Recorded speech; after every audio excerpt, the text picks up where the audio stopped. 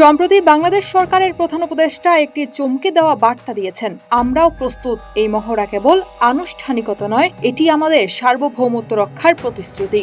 বিমান বাহিনীর শক্তি, আধুনিক যুদ্ধ বিমান, হেলিকপ্টার, ইউএভি, মিসাইল সবকিছুতেই বাংলাদেশ এখন শক্তিশালী হতে চায়। সরকার বলেছে সব ধরনের সহযোগিতা করা হবে। সরাসরি যুদ্ধের ঘোষণা না এলেও এই ধরনের মহড়া হুঁশিয়ারি আর বার্তা। রাজনৈতিকভাবে ভারতের তীব্র চাপ তৈরি করেছে। চাপটা এসেছে তিন দিক থেকে: পশ্চিমে পাকিস্তান, উত্তরে চীন আর পূর্ব বাংলাদেশ। এ যেন তিন মুখে ঘেরা আগুনের গোলক। এই অবস্থার মধ্যেই এক ভিডিও ভাইরাল। বাংলাদেশ সীমান্তে ভারতের বিএসএফ প্রাণ বাঁচাতে নিরস্ত্র গ্রামবাসীর কাছে কেঁদে কেঁদে মাপ চাইছে।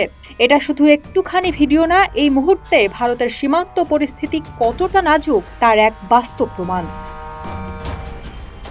পাকিস্তানও থেমে নেই। দ্য এক্সপ্রেস ট্রিবিউন এর এক প্রতিবেদনে বলা হয়েছে, ভারতের রাফায়েল যুদ্ধবিমান কাশ্মীর সীমান্তে টহল দিয়েছিল, কিন্তু পাকিস্তানের জবাবে ভারতীয় বিমানগুলোকে পিছু হটতে বাধ্য হতে হয়েছে। 29 ও 30 এপ্রিল রাতে এই ঘটনা ঘটে। পাকিস্তান জানায় তাদের এয়ারফোর্স দ্রুত অ্যাকশন নিয়েছে, আর এটাই ভারতকে চিন্তায় ফেলেছে। যুদ্ধ কি তাহলে শুধু সময়ের অপেক্ষা? ভারত জানিয়ে দিয়েছে তারা আরও 26টি রাফায়েল যুদ্ধবিমান কিনছে। তবুও নিরাপত্তা বিশ্লেষকরা বলছেন, এত অস্ত্র, এত প্রস্তুতি দিয়েও যদি তিন পাশের শত্রুর চাপ একসাথে আসে, তবে ভারতের পক্ষে রক্ষা পাওয়া কঠিন।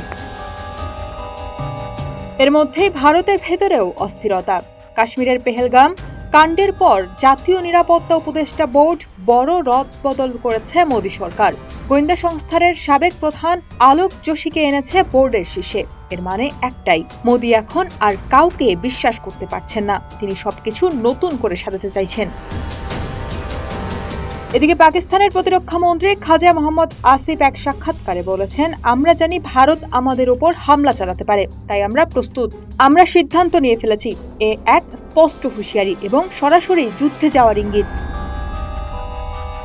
এখন প্রশ্ন, বাংলাদেশ কেন সামনে এলো? উত্তরটা পরিষ্কার। বাংলাদেশ এখন আর শুধু একটি বন্ধুত্বপূর্ণ প্রতিবেশী নয়, এখন বাংলাদেশের নিজস্ব সামরিক প্রস্তুতি, কৌশলগত অবস্থান এবং আত্মবিশ্বাস বেড়েছে।